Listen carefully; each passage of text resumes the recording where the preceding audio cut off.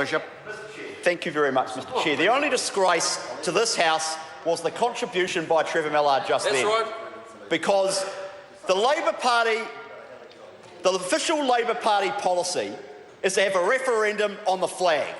It was their policy last week on its website, it was its policy at the election, and it was the policy of Andrew Little in December last year when he gave an NBR interview about it.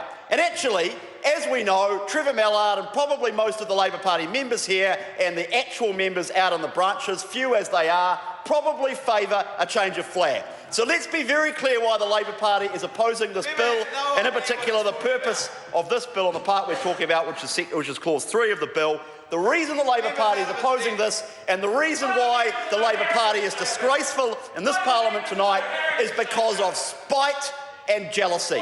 How petty is it for the Labor Party to oppose something that actually is their policy, that they agree with, because the Prime Minister is doing it? And you could hear the hatred and the venom, off Mr. Mallard's voice then. They really despise and loathe the fact that it's a man that they loathe and despise that is putting this to the people. Now, we could have legislated for a change of flag. We could have done what the Canadians did, which was come up with a national flag competition and just decide to pass legislation to implement a new flag. Has the government proposed that? No. What have we done instead? We're having a national conversation and a deliberative and consultative process about it, and we're putting it to the people. We are putting it to the people. And if in the second referendum the people say, we actually don't want to change the flag, we're all good with status quo, well, that will be what the flag remains. But we're actually having a conversation about it. Now, Mr. Mallard talked about how the process is a waste of time. 85% of people are heartily opposed to the process, except in this country we do not govern by opinion poll based on one particular moment. On the logic of Mr. Mallard, we wouldn't have even bothered with the 2014 election. We would have just looked at the opinion poll on September 18 or some other point when National was streaking ahead and gone, no need to bother with the election, National's ahead, we've taken the opinion of the public by opinion poll at the time. No, that's not the right way to go about it.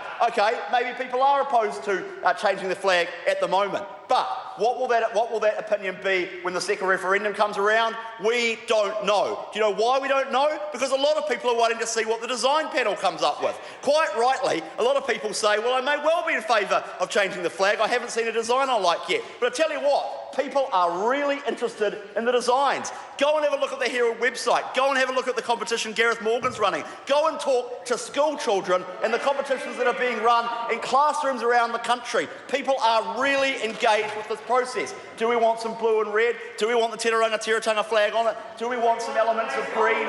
What sort of shape is it going to be? Should we have a silver fern or not? Should we have black or not? Or is that too similar to ISIS, etc.? So there's lots of different questions going on about it. So maybe people didn't turn up to those meetings.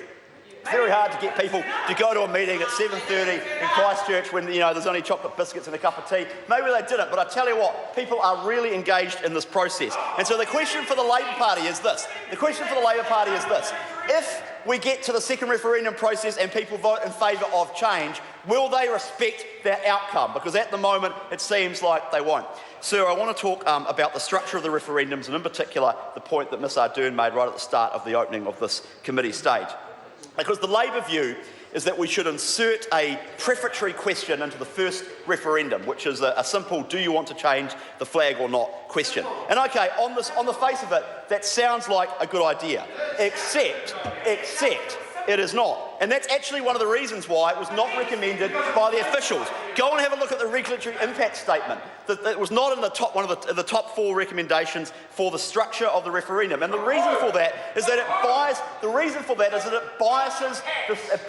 referendum in favour of the status quo. Why? Because it means people have to vote twice for change. They've got to vote once. They've got to vote once for change in the first referendum, then they've got to go and do it again. So the hurdle is too high for change. It's not a fair and neutral and objective referendum structure. And that's why the officials didn't recommend it, and that's why the Select Committee, or the majority of the Select Committee, to pick up Lucinda's point, that's why the majority of the Select Committee, and we're getting abuse from Trevor Mallett over there, except he knows that if he'd bothered to read the regulatory impact statement, he knows it wasn't recommended by officials, and it wasn't recommended for a very good reason.